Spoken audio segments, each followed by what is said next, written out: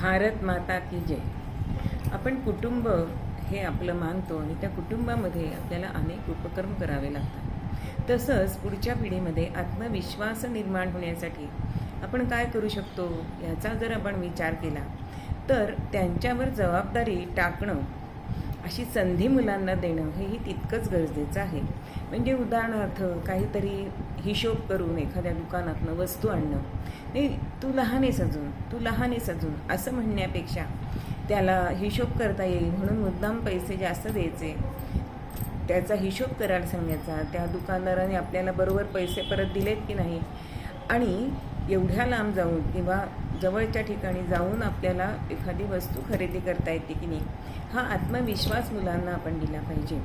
आपण मुलांना हल्ली इतकं आपल्यावर अवलंबून ठेवतो ना की मुलं स्वतःचा निर्णय स्वतः घेऊ शकत नाही.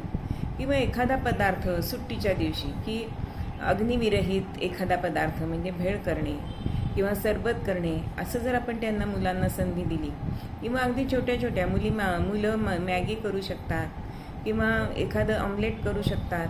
अशा अनेक गोष्टी आहेत की प्रसंगी कोणी पाहुणा आला आहे तर त्याला चहा तरी करता यायला पाहिजे, असं आपल्याला त्याला शिक्षण द्यायला पाहिजे. म्हणजेच आपण घरी नसल्यानंतर पाहुण्यांचं आगत स्वागत झालं पाहिजे. अतिथी देवो भव हा जो संस्कार आहे तो आपल्या मुलांवरती नक्कीच रुजला पाहिजे. म्हणजे आल्यानंतर चटकन उठून त्यांना पाणी देणं, किंवा कधी आलात, कसे आलात, किंवा आईबाबा घरात नाही आहेत, हे सगळं त्यांनी ती सगळी परिस्थिती ही त्यांना हाताळता आली पाहिजे. एवढं तरी आपल्याला त्यांच्यावर संस्कार करायला पाहिजे आणि त्यातूनच उत्तम नागरिक बनण्याचं संधी आपण त्यांना देत असतो, हे आपण विसरता कामा नये. भारत माता की जय.